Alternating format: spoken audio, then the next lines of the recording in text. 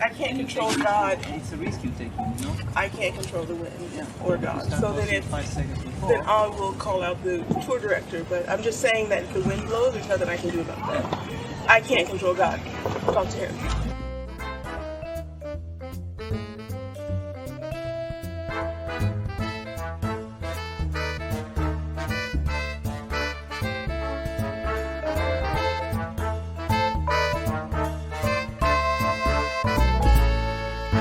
Hello everybody, welcome back to The Body Serve. I'm Jonathan. And I'm James. Did you know that you do that exactly the same way every time? Do you know that you've said this exact same thing before? It's not a recording. It is live each time. We've had many times where we sat down to record an episode and we wasted 20 minutes trying to start the audio. So that's where that comes from. That's so true. It hasn't happened in a long time. And Yeah. that's why. We recently launched our GoFundMe over the weekend upon the release of our WTA wrap. And thank you so much for everybody who's donated already. We very much appreciate it. We appreciate you regardless of whether you donate. But it will be going through the months of December and most of January. We always keep it up through the Australian Open. Not to sound greedy, that's just been the tradition. Well, the idea is that it's a hectic time for people money-wise, right? The holiday season. So there's a large berth if you're wanting to contribute but can't immediately or around Christmas time or what have you. Let's reiterate that although we're not allowed to run sweepstakes or rewards on the GoFundMe website, there is something of a tacit reward for folks who donate 100 or more. We will be sending you a new postcard and new bookmarks. And we had talked about on the last episode that if you donate $500 or more, that we will work with you to create a history episode. And that there were caveats. The caveats being, if it's something we don't want to do, we won't do it. Right, but it would have to be like pretty bad. It'll be a discussion. We'll be working together to create something, essentially. You can find all the GoFundMe stuff on all of our socials and, of course, at linktree.com/thebodyserve. Now, our ATP wrap, you might be surprised to hear that the agenda is just as long, if not longer, than the WTA wrap, but I cannot imagine it will take quite as long to get through. It sure as hell will not. I hope not. Before we get into that, there were a couple moments from the WTA season that we missed. One of them, where were we? We were at the Mariah concert a couple nights ago, and we were walking outside, and Cotton Eye Joe started playing. And I hit your shoulder. I was like, how did we forget that? Trauma flashbacks. That was when Iga and Jessie Pegula were playing in Montreal, and I think Jessie was getting ready to serve it out or something, and the song started blasting during the match. And then they started playing it for her in subsequent rounds, and by the end of the tournament, she was known as Cotton Eye Jess. Right. It was truly wild. Which, after I found out what the song actually means, it felt disrespectful. And the other moment we forgot was Aryna Sabalenka's photo shoot after winning the Australian Open. That was batshit in the most charming way possible. I don't think anything else needs to be said more on that. Loved it. At the start of the 2023 season, we each offered a few things to look out for during the upcoming season. For men's tennis, we each had two things that we told listeners, hey, look out for this year. Do you want to start with the two that you said? Sure. I said that 2 more members of the Big Four would be retiring this year. And I didn't specify whom, but I think it was probably obvious that it was probably going to be Murray and Nadal. And you were wrong. I was wrong on both counts, and I'm very happy about that. And the other one was another major domestic violence scandal will crop up in the ATP. And unfortunately, that was right. Who was it this time? Kyrgios? That time was Thiago Seibold-Vilj. I'll talk about him in a little while. Well, we also had the Nick Kyrgios situation as well this year. We did. We had already known about that, though, but we had the resolution of the legal situation there. I said that we should look out if the ATP ever releases findings of its investigation into Zverev. And they did. Right after the Australian Open. It was the day after the Australian Open. Early February, right after the Australian Open, news dump from the ATP saying we couldn't find anything conclusive, but if something further were to emerge, we'll circle back to it. Something further has emerged, and they have yet to circle back to it. I also said that we should be looking out for whether or not Rafa Nadal's streak of 900 plus weeks in the top 10 ends. And unfortunately, it did. It did. Unable to defend his Australian Open points, unable to defend any points for the rest of the year following that early round loss there. And in the spring, he lost that top 10 streak. As we go through the winners of tournaments, the big tournaments on the men's side this year, on the Grand Slam level, we did not have any new winners. Last year, in 2022, Nadal won the Australian Open and the French Open, Djokovic won Wimbledon, and Carlos Alcaraz won the US Open. This year, in Rafa's absence, it was just Djokovic and Alcaraz taking the 4 big titles, Djokovic making all 4 finals, winning 3, Australia, French, US Open, and Alcaraz, surprisingly, winning Wimbledon in dramatic fashion. At the beginning of the year, it seemed like we were going to have either Carlos Alcaraz slowly start to take over the sport or have this duopoly at the top. Carlos reached number 1 for the first time after winning the US Open in September 2022. He won 5 titles that year, including Miami, Barcelona, Madrid, and at Madrid, he had wins over both Nadal and Djokovic in 22. The Carlos domination didn't happen as many people predicted. Djokovic, of course, still winning 3 of the 4 slams. And Carlos started to wane toward the end of 2023. He did spend 20 weeks at number 1 after winning the US Open last year. We were also, at the beginning of 2023, witnessing Boris Becker being released from prison in the UK and deported from the country. I don't really know why I put this here, just because I'm like that. And already, he was doing commentary for the Australian Open this year. And what was next? Something big was coming. Well, by the end of the year, he was fully entrenched in Holger Rune's camp. Yes, and Momager has announced that it has become a permanent arrangement. Permanent until it's not. For next year. Yeah. We mentioned the 4 slam titles. Djokovic also won the ATP finals. There wasn't much that Djokovic did not win this year. At the 1000 level, Indian Wells, Alcaraz, Miami, Medvedev, Monte Carlo, Rublev, Madrid, Alcaraz, Rome, Medvedev. Now let's stop there. Those are all the 1000s up until the grass season. And you have, but for Rublev in Monte Carlo, Alcaraz and Medvedev doing the thing. Yes. Medvedev was somebody who kind of threw a wrench in the plans of Carlos and Novak to dominate completely. We get to Toronto, and that's where Jannik Sinner starts to percolate. Because he will feature heavily toward the end of the season. He wins in Toronto, Djokovic in Cincinnati, Urkac in Shanghai, and Djokovic again in Paris. On the 500 level, Rotterdam, Medvedev, Rio, Duminar, Acapulco, Cam Nori, Dubai, Medvedev, Barcelona, Alcaraz. There are 3 500 level tournaments in the grass season. Halle was won by Bublik, Queen's Club, Alcaraz, and Hamburg, that guy. Then we get to post-Wimbledon. Washington, D.C. is Dan Evans. Beijing, Sinner, and this is where he really kicked off. Tokyo was won by Ben Shelton.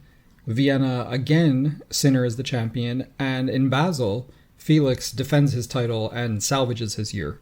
The very last 500, at the last moment, Felix is able to get something done on the year.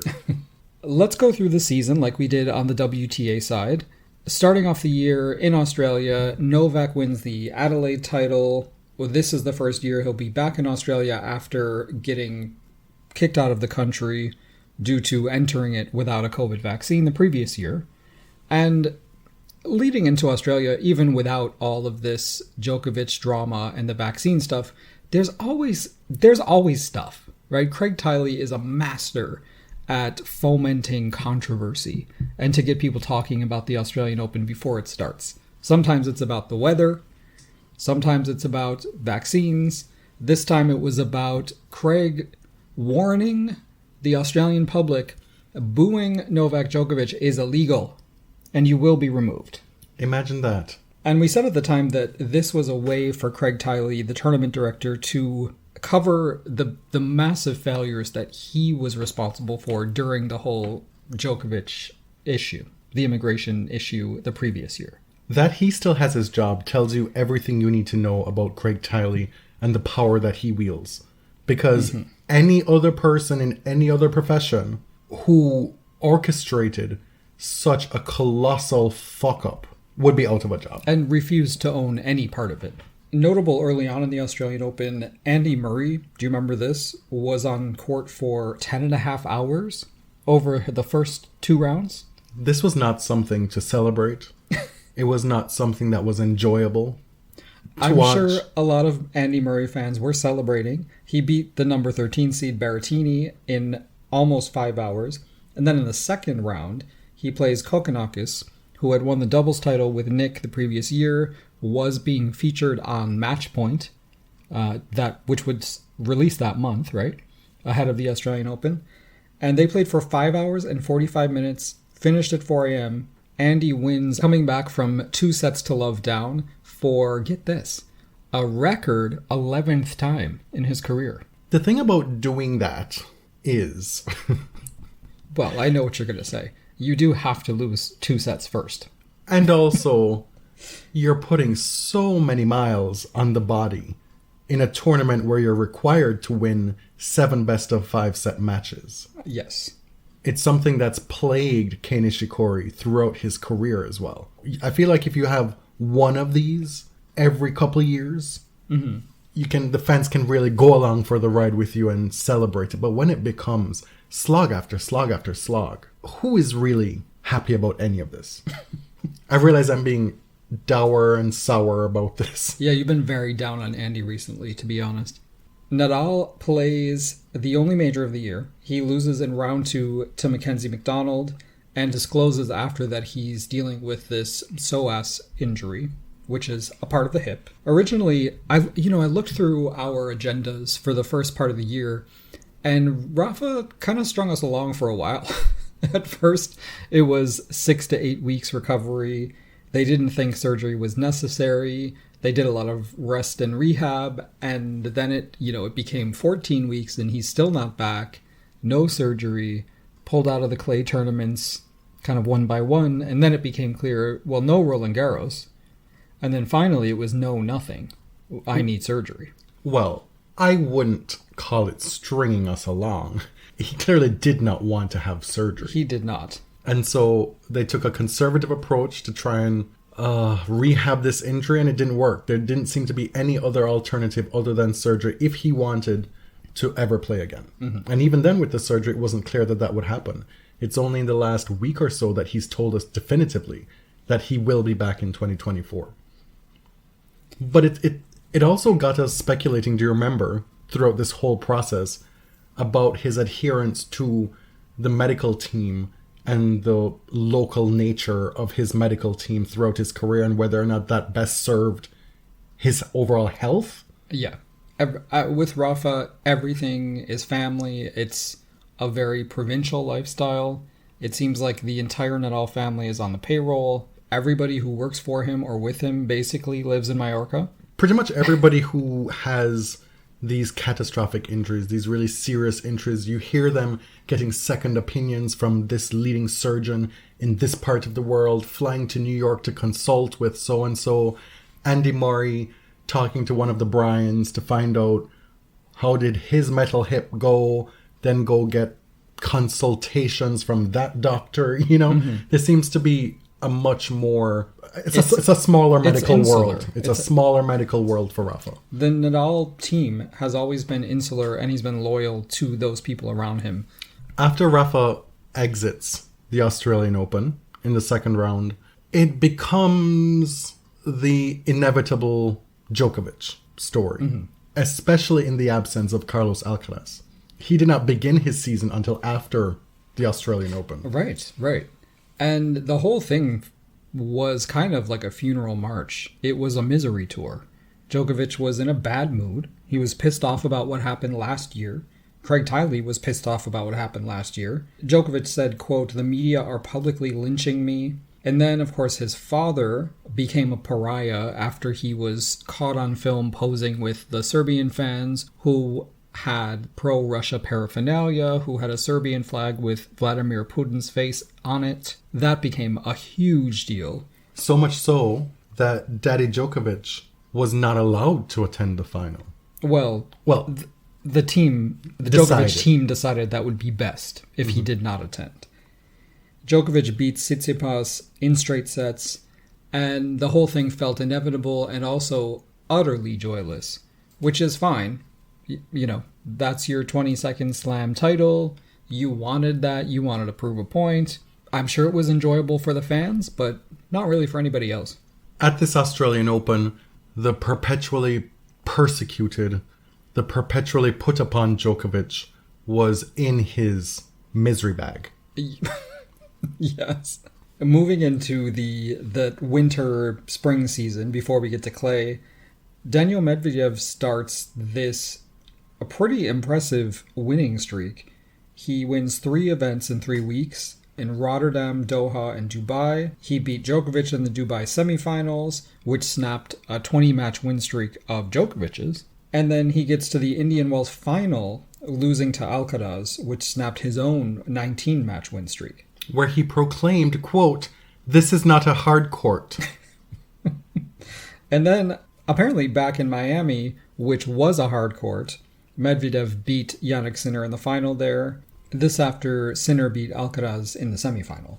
Also in that stretch, Wu Yibing became the first Chinese man to win an ATP title in Dallas, beating John Isner, who is since retired. Mm-hmm. Going back through this season and looking at the results, we're here at the start of the French Open now, and we're getting a sense of who the top 4 players will be at the end of the year. It wasn't a tale of two halves. The same players kind of did the thing, with Jannik really coming to the fore toward the end. Mm-hmm. You saw Sinner in late stages frequently. Holger Rune is somebody who did really well over the clay and grass season and didn't continue that into summer hardcourts because of an injury. But the clay season was a bit all over the place. In Monte Carlo, Carlos Alcaraz was not there. He was dealing with post-traumatic arthritis in his hand, and his first few months of the season were very all over the place. You mentioned he pulled out of the Australian Open. Then he won Buenos Aires and then lost in the final of Rio to Nori, but was dealing with this That leg was this injury. year? Yeah. I feel like that was last year. That was this year. And he was injured in that final. And then he misses Monte Carlo with a different injury. Monte Carlo being the site of Andrei Rublev's first Masters 1000 title. It is also the site where we got the debut of the Rublev-Dimitrov boyfriend situation. Mm-hmm. Mm-hmm. Monte Carlo also saw Daniil Medvedev clarify things between him and Zverev. Saying, quote, "We were never really close friends, only in juniors. That's only him in his congratulations speeches saying something like he was friends with me and my wife, which is definitely not the case since long time." That was a keep my wife's name out of your mouth Will Smith situation. Daniil's wife is close friends with Olia Sharapova, and that's likely, I imagine, contributing to a lot of the tension between those two. And also, Daniil may just not like the dude. It was important to get that on the record from Medvedev, because previously we had speculated that when Zverev said these things about Medvedev's wife and about Medvedev and their relationship while he was in trophy presentations, while Daniil's wife is a captive audience, can't speak anything to defend herself or say otherwise. He's putting this out there. That we're all friends. That we're all friends, making a public case for their friendship, and at once casting aspersions on Sharapova by default. Totally. He was trying to ingratiate himself with the Medvedevs and look better by proximity to them. Totally deranged behavior. And so that was speculatory on our behalf until Daniil made it clear that this was not the case. Moving on to Barcelona, Carlos is back, and he wins the first tournament back, beating Stefano Tsitsipas in straight sets. And then in Madrid, winning the title there, beating Jan-Lennard Struff in the final. In one of the surprise results of the season, Medvedev beats Rune in Rome for his first clay title. I mean, we've talked over the years just how much Medvedev dislikes playing on clay. Every time the French Open comes around, it's quite the ordeal for him. Right. And this shouldn't even be the place where he excels, right? Rome is supposedly the most like Roland Garros. It's old school, red European clay. It's not fast. At this tournament, Holger beat Djokovic and Casper Ruud, part of his excellent clay and then grass court season before injury, like you said, derailed his season. Mm-hmm. Rafa pulls out of Roland Garros, obviously. He misses the tournament for the first time since 2004, and therefore Carlos and Novak come in as kind of co-favorites. The clay season, it's a little odd this year. At the big tournaments, we have Rublev, Alcaraz winning twice, and Medvedev winning the big titles. Novak didn't win any titles. He had a few kind of iffy losses, but still, he comes in as a favorite or the favorite. And then we get to Paris, and right off the bat in the first couple rounds, 3 of the biggest challengers for the title out right away. Medvedev in the first round loses to Zajbush Vuj. You have here noted tennis's first proclaimed Nazi domestic abuser, question mark? Well, it's a question mark. So I don't think we can be sued, right? No, during the spring, he was charged with assault against his ex-girlfriend. And in the midst of all this media attention, he clarified that, yes, his family were Nazis. And his grandfather was, like, really close with Hitler. A truly baffling turn of events. Rublev lost in the second round to Sonego, and Jannik Sinner also in the second round to Altmaier. Medvedev losing is wild, too, because his success in the early part of the season pushes him to number 2 and creates the possibility of this Alcaraz-Djokovic semifinal, which of course did happen. Lo and behold, another political shitstorm for Novak. Second slam in a row. He says, quote, "Kosovo is the heart of Serbia. Stop the violence." Writing that on the camera lens after one of his wins. And then goes on to say, quote, "A drama-free Grand Slam. I don't think it will happen for me." Mm-hmm. The call is coming from inside the house. He goes on to win Roland Garros without really being pushed. Semi-final with Alcaraz was a flop due to cramping from... This was this year? Yes, this was this year. Do you remember how highly anticipated... I mean, people were saying, like, this was the most anticipated match in a decade.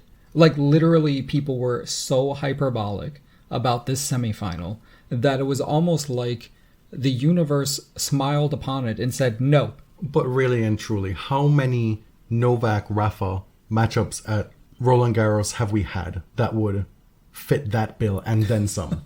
Yes, and they were all called the greatest clay court match This is ever. the problem with commentating and observing professional tennis, is that there's always this need, this diabolical need to superlative everything. Mm-hmm. To have it be the best ever, when obviously it's not. And this one was quite good for a while. Carlos did manage to win a set, and then in the fourth set had to retire due to cramping. It was 1-all, right? Novak winning the first set, Carlos coming back winning the second, and then the cramping started to happen. And then it called into question, what exactly is going on here? Like, how could this happen? And do you remember how many people were just arguing with each other about whether this was fitness, but well, you've never had cramps, this is not how it works. There are 5 different specific types of cramps, and this one, to my trained eye, is number 2. Yes. And therefore you are wrong.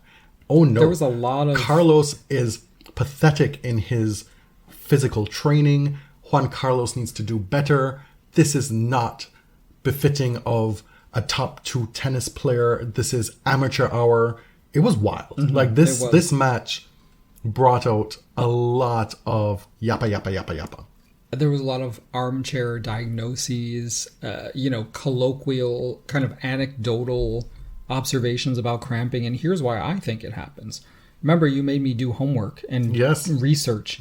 I read medical papers. I don't know what I'm doing.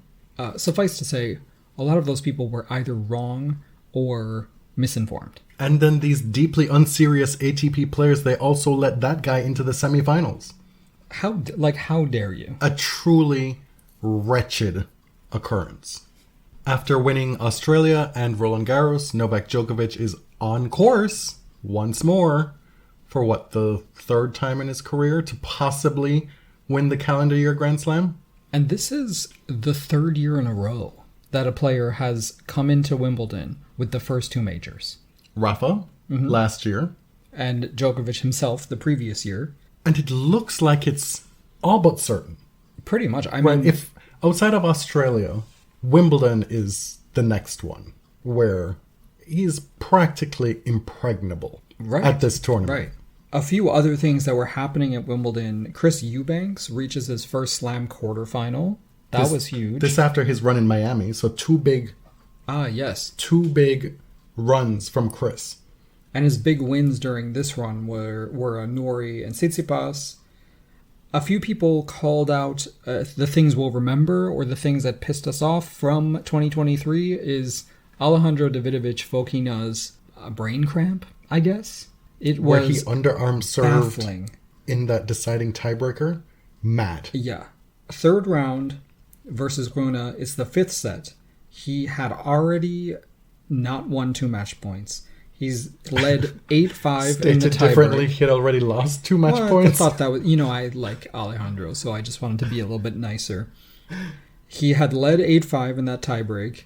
We get to 8-all, and he makes the shocking choice to hit a serve underhand.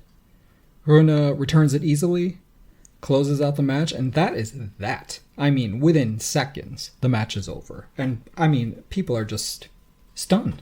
And then, to my mind, the match of the year. The final, the Wimbledon final. Yeah. Alcaraz beating Djokovic in a Wimbledon final. Crazy. You remember there was a 27-minute game in the third set with 13 deuces. Carlos broke Novak's streak of 13 straight tiebreaks won. And 15 straight tiebreaks at slams. Serving it out on his first try and on his first match point. This shocked me. For all the back and forth, right? For that 27-minute game, for being in the fifth set, Djokovic just looked a bit deflated. I was just very, very surprised that Alcaraz was able to get out of that game. At this point, it's squarely Novak and Carlos at the top, neck and neck. We'd seen others try to this point. Medvedev had a great spring, crashed and burned at the French Open. Holger had a great clay season as well. Jannik had a couple of good results. All these people potentially on the come up, trying to get to that really top spot. But at this point, it's squarely these two. I remember thinking like, there's no doubt. Like this is potentially the start of a truly great rivalry.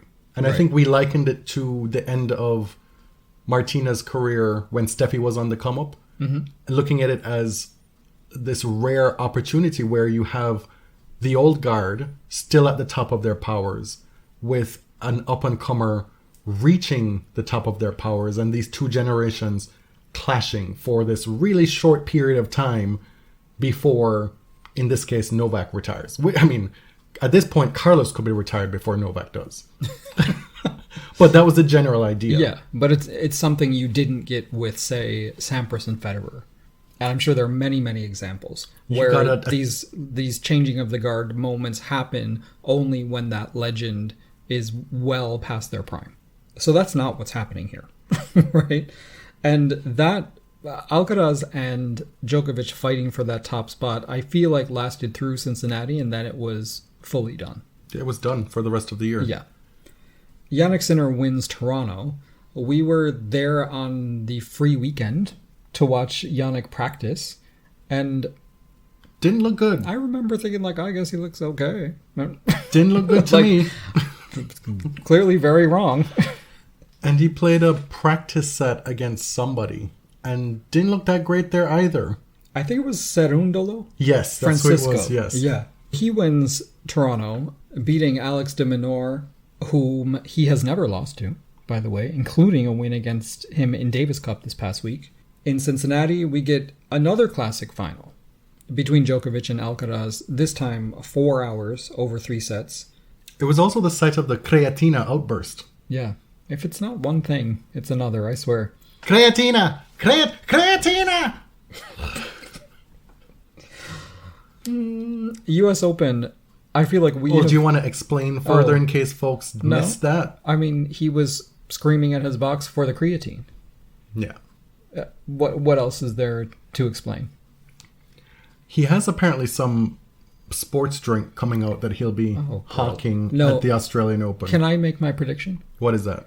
The next manufactured controversy from Djokovic will be this sports drink not being approved by the FDA, and it's another example of the establishment trying to take him down. Okay, we shall see. That's what I think is going to happen. All right.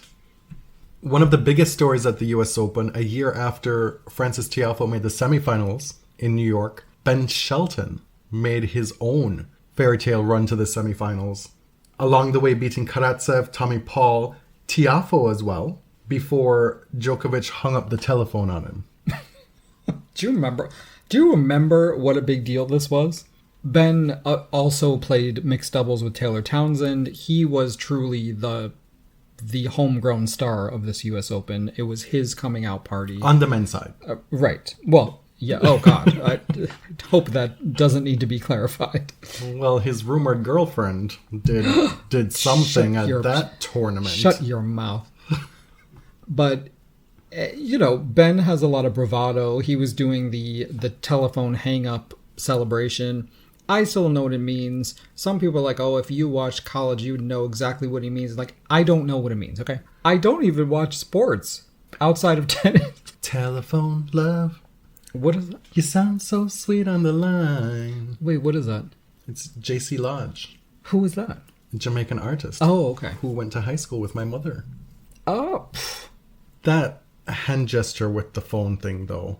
It seems so silly, but it caused so much outrage. I mean, we talked about it on the show. We had opinions. Sure.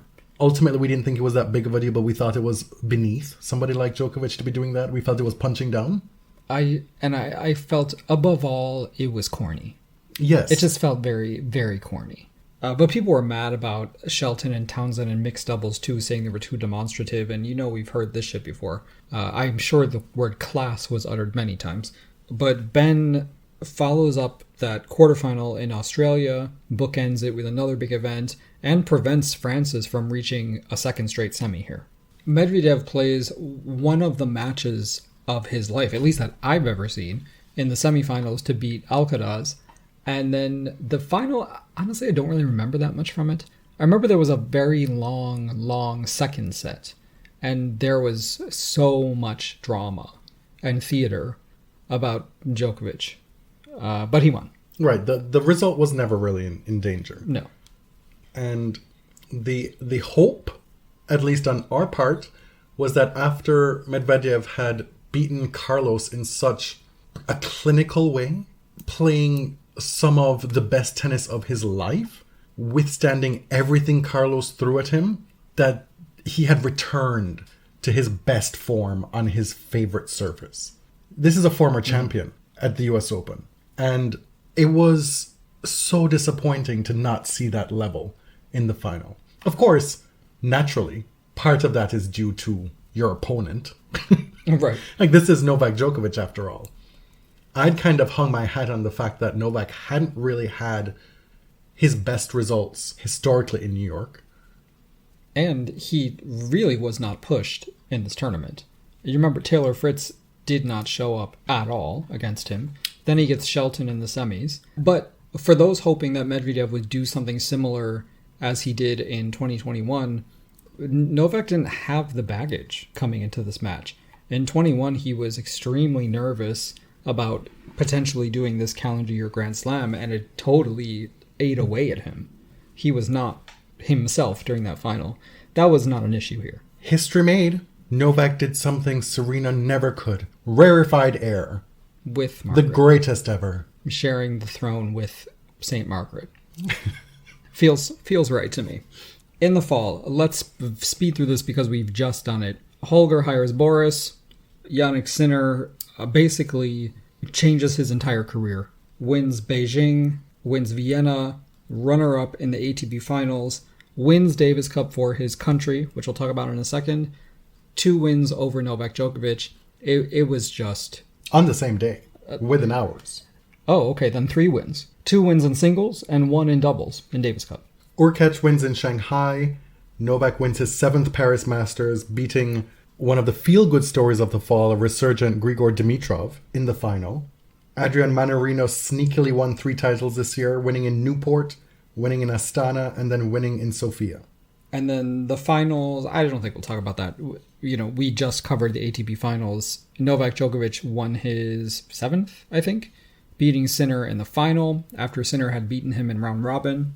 The very last event of the tennis season, something we haven't covered on the show, Davis Cup. This is fresh material. Jannik Sinner, of course, had that great fall run.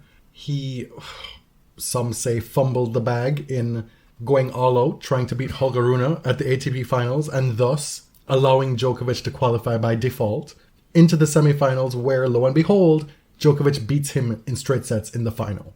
They go off to Spain the next week to play Davis Cup, and lo and behold, Italy versus Serbia in the semifinal. And what happens? Jannik Sinner did the thing. Jannik beats Novak again for the second time in 2 weeks. Italy, led by Sinner, Sonego, and Matteo Arnaldi, win their first Davis Cup since 1976. A team that featured Pietrangeli and Panatta. Jannik went undefeated that week in both singles and doubles. Sinner and Sonego teamed up to win the deciding doubles matches over both Netherlands and Serbia. In the final against Australia, there was no deciding doubles match because Italy won the first 2 singles matches, with Arnaldi beating Popirin and Sinner beating Dimenauer 6-3, 6-love, and he's now 6-0 against him. There was some controversy on the Italian team, and I had to go searching because I don't really follow Italian language press anymore. There was a time that I did, but I had heard on Twitter that there was this beef between Pietrangeli and Sinner. And apparently what had happened was Pietrangeli is, of course, a legend of Italian tennis, Davis Cup winner. He has a court named after him at the Rome Masters tournament. And he said at one point, while Sinner is the best Italian player in his opinion, he's not a big fan of his style. But it got worse. He told La Repubblica that Sinner's a good boy, but 2 lifetimes wouldn't be enough to surpass Nicola himself in winning, right? And in September, he was highly critical of Jannik's choice not to play the Davis Cup group stage, which happened in Bologna. He said, quote, "If you refuse Davis and go play elsewhere, you must be disqualified." Can you imagine? Can you imagine if they had disqualified Jannik Sinner because he didn't play in the group stage in September? Now, Pietrangeli also said that the only politician he admires is Giorgia Meloni, so do with that what you will. But that's who we're dealing with. But now that Jannik led the Italian team to the Davis Cup title, it's K. Sinner. He said he was a baby and now he's a man. Era un bambino, ora è un uomo. Did I say that okay? That was pretty good. Oh, wow. And there was a lot of chatter in the Italian media about this alleged dirty look that Jannik gave to Pietrangeli when Nicola came on stage or on the podium after the win. Now, there is no way for us to know if Sinner was looking at Pietrangeli at that time. He also just has that kind of face. And I don't mean that in a rude way. Like, Jannik just does a lot of sort of deadpan stares. That is kind of his thing. So I cannot confirm nor deny that was a dirty look. Wouldn't be surprised if it was. But this is just a huge result for Italy. What happened during the World Group playoffs in September? Yeah. And I remember tweeting about this because I was excited. The defending champion Canada showed up to World Group with its B team. They didn't have Felix or Dennis. They were playing Gallarneau and Diallo in singles. And Canada blanked the Italian team 3-0. Gallarneau beat Sonego, Diallo beat Musetti, and then Gallarneau Pospisil won the doubles, which was an incredible result for the Canadian team. And luckily for Italy, they beat Chile and Sweden in those other two rubbers. They still call them rubbers? Ties? Ties, yes. The format's so different now. And that was thanks to our Arnaldi and Sonego in singles in both of those ties. So on the strength of winning 2 out of 3 ties, they Yes. made the finals. But Canada made it interesting for them. And I always say, I'm always going to big up the women. This was 10 years after that Italian team won their 4th and to this day final Fed Cup. And a number of the contemporary Italian men talk about growing up watching those women play tennis and being inspired. Jannik Sinner, what is next for him now? Well, How does this fall season change the trajectory of his career? How does it set him up for 2024? Is he a different player now? well, I don't know. As always, I'll proceed with caution, as Mariah said.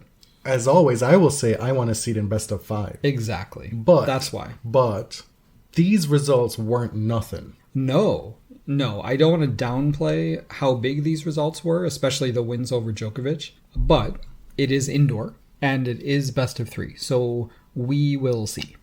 Djokovic was in tears after losing in the semifinals. Yeah, he was upset. Okay. Statistics. Most titles on the season. Novak Djokovic with 7.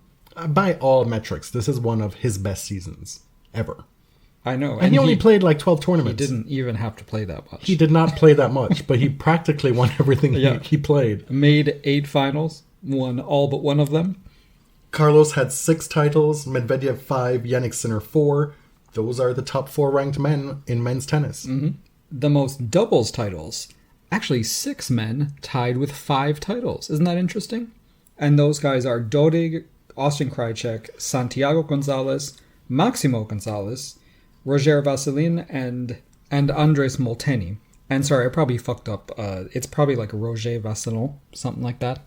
Something closer to that. Apologies. I really do try. Notable head-to-heads on the season. Djokovic had a 3-1 record against Carlos Alcaraz. Sinner went 2-1 against Alcaraz. And Sinner versus the top 10, 13-6. 9-1 from Beijing onward.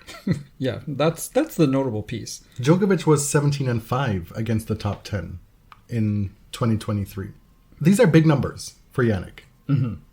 And really upends a trend through his career so far. Mm-hmm.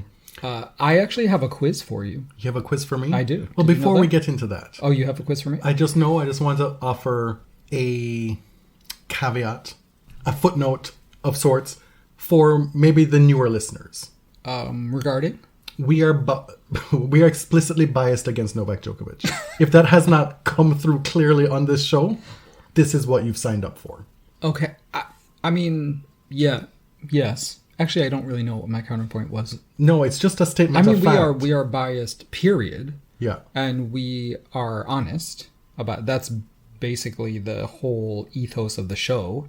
Honest about our bias. Right. Yeah, and I think the bias against Novak has gotten a lot more pronounced in the past few years just because of how he carried on during and after the pandemic. Yes. I think it's earned personally, but you may disagree. Yeah. So, again, as always, I know there's probably an expected level of fervor and reverence that one would expect typically from a tennis podcast when discussing Djokovic and his accomplishments and his feats. This is not that show. And there are many of them that do that. Girl, So supplement us with them if you need that as well. do you remember when I I think it was earlier this year, I was talking about, at the time, Biden had not lifted the pandemic travel rules. Yes. It So was unclear if he was going to be in the Indian March Wells. swing, Yeah, right? yeah. So it was touch and go there. And then I was annoyed because like lifting a lot of these emergency orders also removes a lot of subsidies for healthcare in the US. Things that were temporarily free during the pandemic were no longer free, like testing. And this is what happens when you live in a country with fully private healthcare like the US. And I was like, and I don't actually care if Novak plays. And people, to quote Nini, bitches was mad. I mean, they could not believe that a podcaster said they didn't care whether or not Novak was there. Actually, I didn't. Like, and the reasoning is that players miss tournaments or retire all the time. Like, and life must move on. Yeah. Anyway. Quiz time. Are you trying to embarrass me? I hope not. I don't think so. Famous last words. I just opened my Google Drive and the search was Cotton Eye Joe. I am definitely feeling like I'm giving dumb bitch energy today, so that's Okay. my Well, are you? that's my disclaimer. It's not a long quiz. Don't worry. Okay, the first one. Can you name 2 players who won their first ATP titles this year? Archie Fils Yes. and Ben? Ben Yes. Shelton? Oh. Yes, both correct. I was thinking maybe he had won one at the end of last season. Okay. There actually weren't many. There were only 6, Oh. which I feel is pretty low.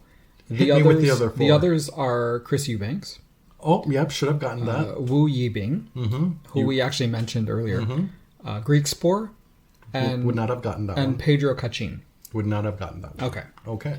Can you name someone other than Novak who has defended a title this year?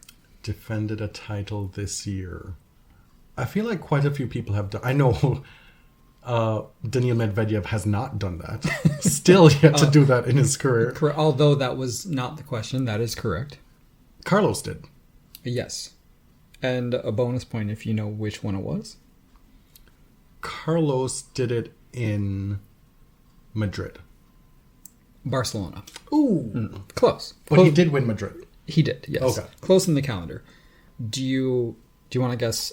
There are only 2 others, actually. 2 others. Four players total. So we got Carlos. Felix did it in Basel. Yes. And Andre who? Rublev. Agassi? Oh. No. The other one, this one I think is a little bit harder. This was Rune in Munich. I was gonna say Rune at one point, but I couldn't And actually, pinpoint where it was. Well, you didn't even have to give me the tournament. It was just asking for the player. But well done. Well done. That's the quiz? No, there's one more. Oh. This, I think, it will probably be the hardest question. Oh dear. Only 3 players have won both a singles title and a doubles title this year. Not even at the same place. Just a singles title and a doubles title. Can you name one of them? Manarino? No. Actually, I guess would be a good guess, but no. Rublev? Yes, how did you know that? Because he plays doubles. I figured. How many you said have done it? 3. I mean, I only required 1, but 3 have done it, and I've gotten Rublev. So then, Holger? no. Carlos? No. Are you going through the top 10? Gael? No. Okay, no, I'm done. Stefanos and Oh. Petros Oh dear. Oh yes, we did talk about that recently. and Karen Khachanov. Would not have gotten that. Who's out here doing propaganda exhibitions? Miss, Including- lots of people have asked, what is up with Svetlana Kuznetsova? Wait. And lo and behold, Now this Here was she too- comes. This was too funny. This exhibition is going to be played in Russia. I guess sponsored by Gazprom, like the Russian gas company, and they released a photo of all the people playing.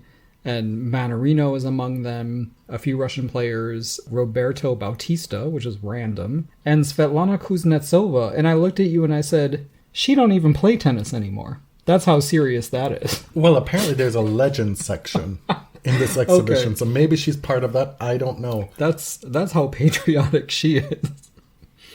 All right. I have an off-court section, which will not be exhaustive, but I did want to mention a few things that were percolating on the business side and just non-tennis related.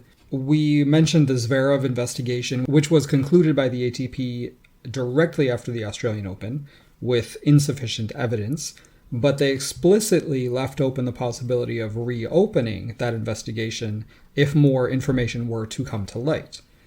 Now, Zverev was charged publicly in July with bodily harm based on a case brought by his ex-partner Brenda Petea, and we learn that the ATP had known about those allegations since October 2021. This was taking it took a very long time to wind its way through the courts. Which makes you wonder whether that prior knowledge was what made them drag their feet so long in releasing the findings from their investigation, and if it's the reason why they added that wordage saying, should something else come to light, we'll revisit it, because they knew that something else was in the pipeline. So, new information has come to light, of course, which is the Petea charges. It's the penalty order issued against him in a Berlin court and the subsequent appeal. So we don't know what the ATP is going to do, if anything.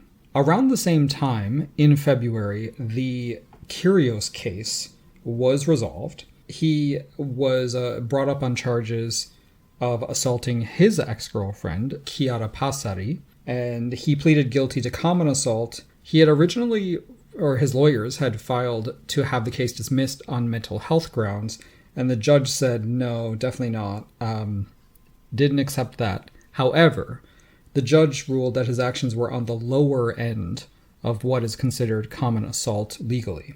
If you were wondering if he was... Contrite? Yeah, that was the word I was looking for. Well, he and Kokkinakis made light of it and made jokes about it on Twitter shortly after, so I guess not. That might be an unfair assumption on my part. He played one match the entire year, a loss to Yibin Wu in Stuttgart. And then we see him resurface for the, was it Davis Cup? I don't know. He was on Tennis Channel. Doing commentary, giving the best predictions, the most impressive predictions, the most correct predictions that you've ever seen on TV. So I guess this is what we're in for. I mean, it would only be fitting, right? Because commentators, well, like John McEnroe, thrive if they're reckless, but principled commentators don't really thrive. You know, they only want honesty if it's mean and not very studied. But if you want people to talk about, abuse charges against players or other important things that are happening outside of tennis, that's not really a priority for the networks. The ATP continued to promote Zverev fervently the entire year, labeling him comeback player. Comeback kid. Oh, we'll get there in a second. During the ATP finals. Tennis Channel clearly not giving one iota about this admission of guilt from Kyrgios in February to then have him on air. Well, I mean, the judge herself sort of gave him an out saying this is a pretty low-level example of common assault. She was incredibly sympathetic to him in her ruling. But enough about that. Do you remember the Kosmos ITF deal? Remember that? Mm-hmm. A 25-year, several billion-dollar deal to transform the Davis Cup. Everybody's pissed off about what Davis Cup looks like now. I'm kind of agnostic about Davis Cup, to be totally honest. I don't think it was really flourishing before, nor do I think it's really flourishing after. But I do like that Gerard Piqué was made to look foolish because of everything that happened with Shakira and the strawberry jam. Oh my God. And Piqué's mom allegedly Bruja. laying hands on one of the biggest pop stars in the world? Are you joking? But anyway, the Kosmos ITF deal collapsed earlier this year after, not even 5 years into a 25-year plan. I searched around for what was going on here, and the last update I saw was in July, and that was Cosmos was attempting to sue the ITF for damages in the Court of Arbitration for Sport. So I don't know if that has been heard yet, but that's the last I heard about it. The ATP introduced Baseline, which was their trial program for guaranteed earnings, injury protection, and investment in young players. And now on the WTA side, they're trying to push for a similar thing. There was that. And then now we're getting this new reporting that the Grand Slams are trying to band together to purchase the Masters 1000 tournaments to create, in effect, this super tour. It's described as akin to the Grand Prix circuit in motorsport. In F1. Yeah. F1. And the ATP and the WTA will then be left to govern the 500s and below. I don't know how they're going to make money. The ATP and the WTA. Yeah. This was actually leaked by John Wertheim first, with just a tweet, really, and then reported more fully by Matt Futterman. And I've added this into the agenda just because it is notable, but I really haven't had time to look into it, and I don't want to dismiss it out of hand, but I simply don't know enough. And I don't know anything about Formula One. Do you? No. Because a lot of my timeline does, though. I swear, 50% of my timeline on Sundays is F1. It is. And that guy, Charles. Yeah, Mr. Leclerc. Very handsome Cutie, fellow. yeah. As is Mr. Hamilton. Well, obviously. I mean, these two are just... And his little nose stud. Smoke shows. Mm-hmm. But, like, people were like, oh, yeah, it's very similar to the F1 setup. And I'm like, okay, what is that? So we've only mentioned it to say more to come and once we do our homework. At the start of the year, we each made our breakout picks for who would have bust-out years on the ATP Tour. We divided it into 3 categories. Players ranked 50 and higher, as in 50 and better than 50. Mm-hmm. You know how that confuses me. Ranked 51 to 100, and then outside the top 100. This is, I would say, our only real predictions that we make every year. You picked on the men's side, because you're loyal, babes. Mm-hmm. I'm loyal. Loyal. Davidovich Fokina. I feel like you pick him every year. I probably One do. year, you just hope to see him at number 1. It's gonna happen. He rises 6 pots to number 26. His best result being a Toronto semi-final. Jiří Australian Open quarterfinal. Wimbledon round of 16. Winston-Salem runner-up. He's up to number 31. Mm-hmm. That was a good pick. You're kind of blowing through this. Alejandro was a so-so pick because he didn't really rise that much, and he had that shocking, horrible thing at Wimbledon. Lehečka was, I think, a very good pick. Also a very popular pick at the start of the year. Okay.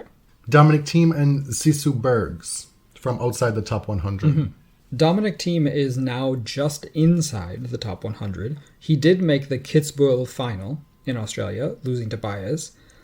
Overall, he didn't make the type of progress that I was hoping for. And then Bergs his ranking actually got worse. Mm-hmm. He's number 153. But he did win 2 challengers. I feel like that was your version of the Diane Parry pick. Yes, like, I don't really know them, You but were I'm just gonna... like, eeny, meeny, miny, mo, what's going on here? I like that name, let's do it. Yeah. And now on your picks... From top 50, I picked Jack Draper. I may pick him again for next season. He was derailed by injury this season, so that's not his fault, and it's not mine. I think you should continue to pick Jack, because people who know things, like, really believe in him. I also picked Lehečka, but I also picked Jason Kubler as well. That was not a good pick. However, in doubles, that would have been a good pick. Mm-hmm. Made the ATP finals in doubles. And won the Australian Open. I was tempted to pick Ben Shelton. I had that noted. You can go back and listen. I said I was going to pick Ben Shelton, but everybody's going to pick Ben Shelton. Yeah. So I'm not going to do that. But had I picked Ben Shelton... Well, clearly. And then I also picked Stan Wawrinka from outside the top 100. He's now top 50. So it's something.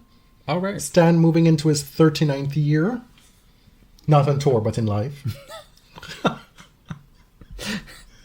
The ATP Awards. Do we want to talk about... Yeah. We won't take as long as we did with the women. There are some some awards are voted on by players, and one is voted on by coaches, which is Coach of the Year. The 4 categories voted on by players are Comeback Player, MIP, Newcomer, and the Stefan Edberg Sportsmanship Award. MIP, you're just assuming everybody knows. Most Improved Player. Mission Impossible. And I do appreciate that the ATP has very clear criteria, unlike the WTA, about what these categories mean. Okay. So the nominees for Comeback Player, Kepfer, Monfils, Struff, and that guy. Mm-hmm. This is for a player who has overcome serious injury and reestablishing themselves as one of the top players on the ATP Tour. So this is explicitly about injury and doesn't specify rankings, jumps, or anything like that. Right, but rankings jump-wise, it's Struff. Yeah. But sentimentally, it's Monfils for me. Yes. Struff from number 150 to 25. I think Struff has a shot at it. Runner-up in Stuttgart and Madrid. Monfils winning a title in Stockholm. We all know this is voted on by players, and we all know who the ATP wants. Zverev is going to win this thing. Even if he legitimately did have a big comeback, it's disgusting to me that this is going to happen. Most Improved Player, meaning the player who reached a significantly higher Pepperstone ATP ranking by year's end, and who demonstrated an increasingly improved level of performance through the year. The nominees, Matteo Arnaldi, saw him against Archufis at the US Open. Chris Eubanks, Ben Shelton, Jannik Sinner. All of these guys had impressive improvements.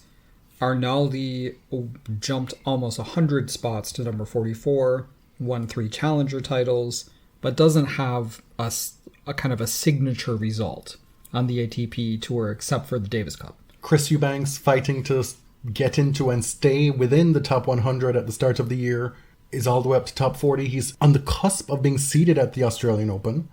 Ben Shelton, we know he made the semifinals at the US Open, quarterfinals in Australia as well. 2 big results at slams for him this year. A lot of hype, a lot of electricity about his game. That's a Billy Elliot reference. Electricity. And Jannik Sinner, Jannik is my vote. I think he deserves it, even though he was already an established top 10 player. I think his improvement is that important. Newcomer of the Year, which is the hashtag NextGen ATP player who broke into the top 100 of the Pepperstone ATP rankings for the first time in 2023 and made the biggest impact on the ATP Tour this season. I love that you kept the branded ATP ranking, the Pepperstone ATP rankings. Well, you have it written here. I copied and pasted it. Okay. But this is clearly, this is great tie-in, because this category is actually promo for the Next Gen Finals as well. Which is happening currently in Jeddah? Jeddah, Saudi Arabia. Yep. The nominees are Koboli, Fies, Mickelson, Stricker, and Van Asche. What is this, golf? Phil Mickelson? Steve Stricker? So Fies is, I think he's the number 1 seed left remaining in the Next Gen field. So if you go by ranking points, he's actually way ahead. Top 50 player, may even be top 40, I think, at this point. But I believe there are 4 technical next-gen players who are not playing in the next-gen finals because they're actually top players on the main tour. The award that's gonna have some people really mad, big mad. Every year. The Stefan Edberg Sportsmanship Award. Nominees being Carlos Alcaraz, Grigor Dimitrov, Ubi Urkac, and Jannik Sinner. No Novak Djokovic. No, not nominated. I don't really have a preference here. We lived through a decade and a half of Federer fans fighting amongst themselves whether Rafa or Roger were the bigger humanitarian, nicer guy, best person. This award is funny to me because it's voted on by players, yet the fans were extremely pissed off that Novak never got it. So what is that telling you? We'll leave that there. But Novak, I mean, I do think it's fairly ridiculous that two men won it from 2004 to 2021. Because I'm like, what is it recognizing? 10 of these things?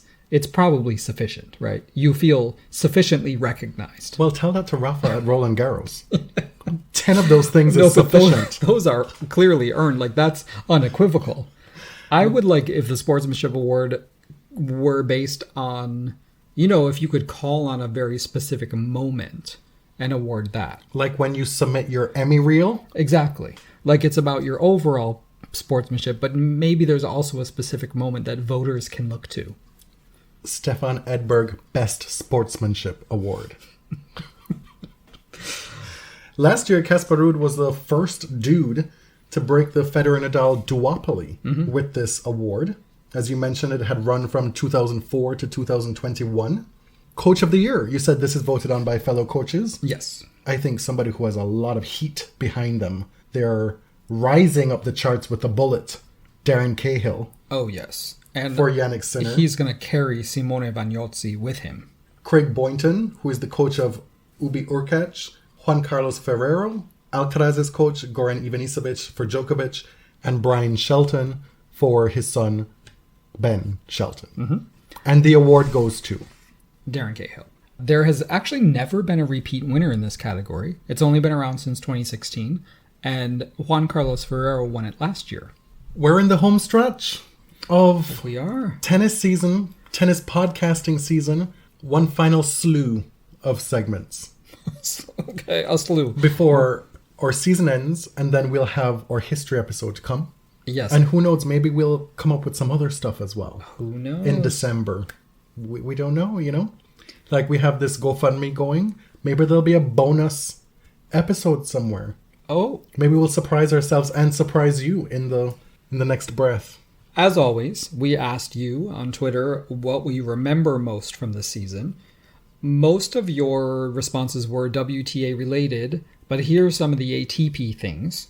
I don't know why I said it like that. Ellen Courtney, as well as CL Moran61, both told us that they were missing Rafa big this year. As were we. Me too, ladies.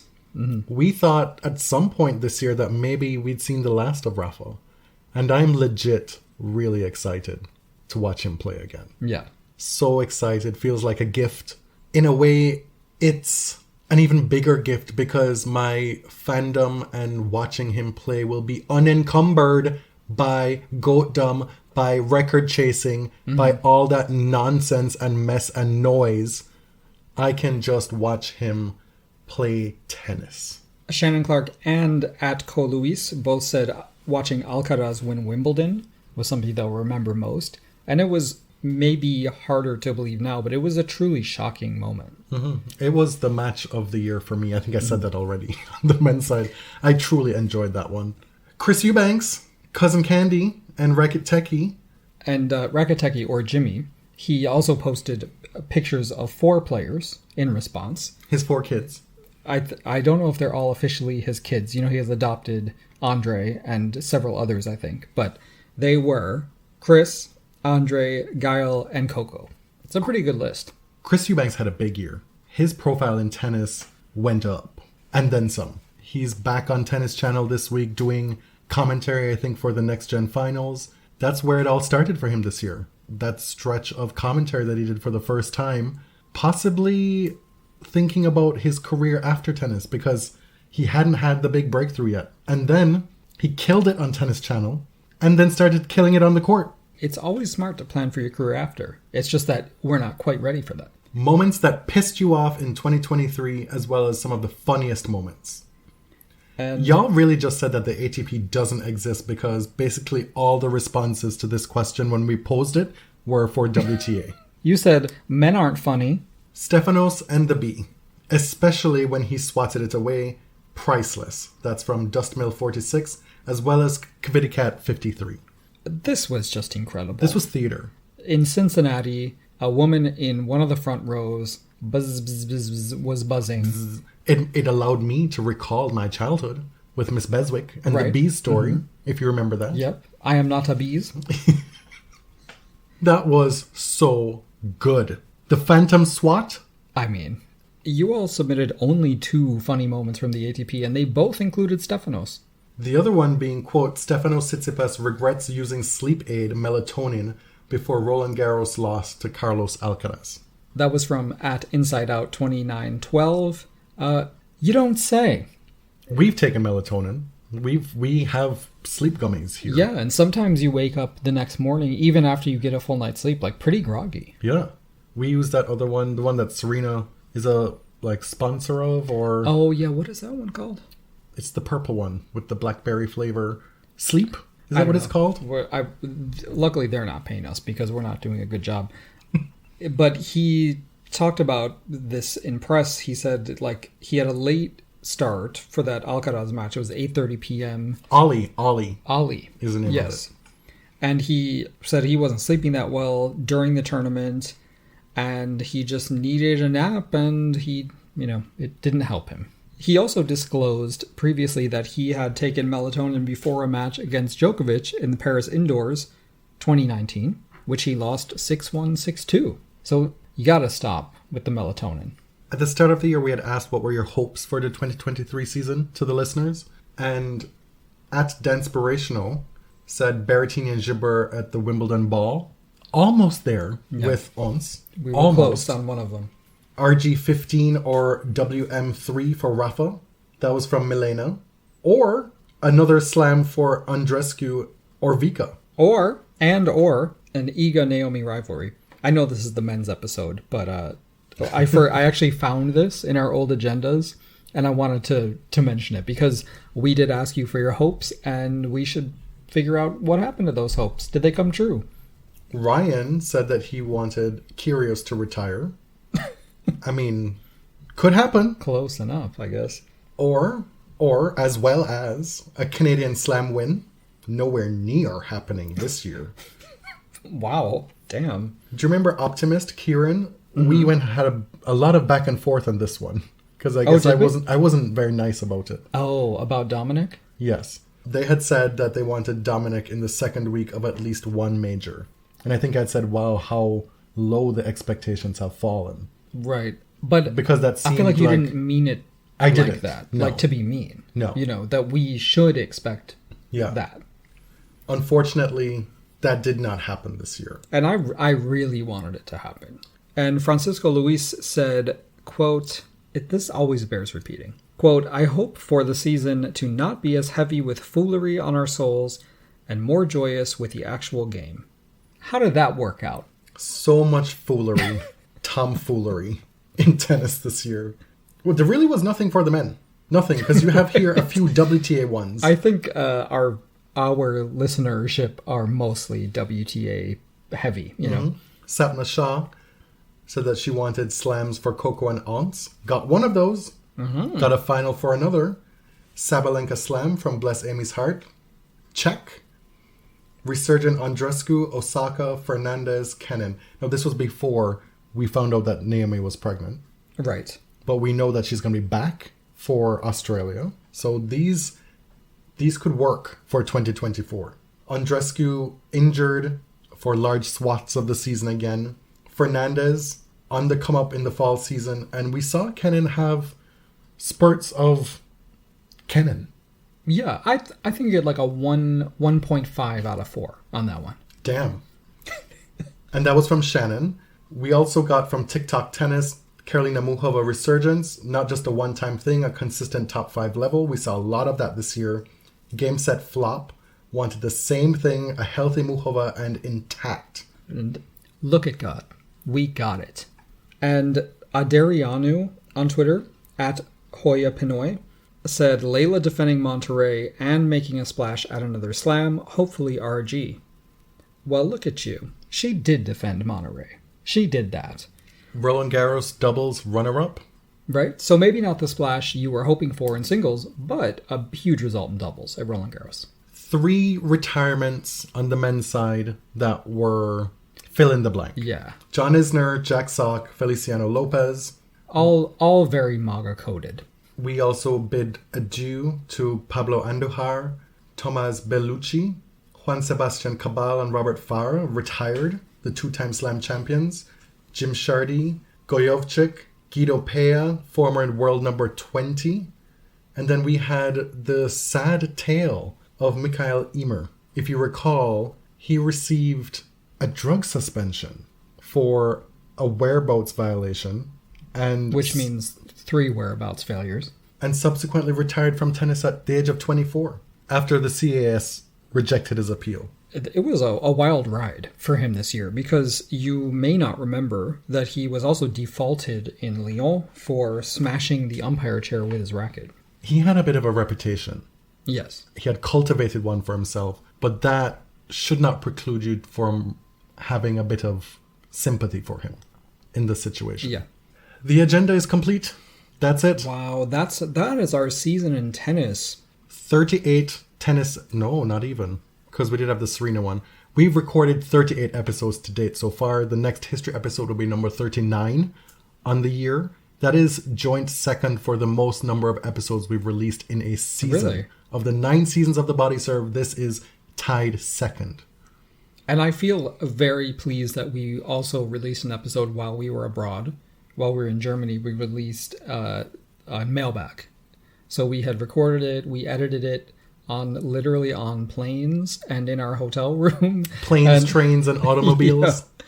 So that I feel accomplished for that. You know, you don't want the people to go more than 2 weeks without a show, especially in that busy time of year. We try to do at least 3 a month. That's what we try to do. I think that's our pace at this point. Yeah. Thank you for listening to season 9 of day in, day out tennis coverage. No, that's a different podcast. Well, I mean, it's not that we release one every day, but right. You know, we've got the days covered. We've got rolling agendas year round. Our Google Docs stay lit. And another reminder that if you've enjoyed the show, if you'd like to support us in season 10, you can do so by contributing to our GoFundMe. You can find everything related to that, the show, to us, at linktree.com/thebodyserve. Thank you to everybody who's contributed thus far. I think we're up to like 35% of our goal in just a couple days, which is awesome. Look out for our history episode in the next couple weeks. My name is Jonathan. You can find me on Twitter at tennis_John. I'm James at ElliotJMR. 2 L's, 2 T's. Signing out for season 9 of The Body Serve. Thanks for listening. Till next time. Thank you very much.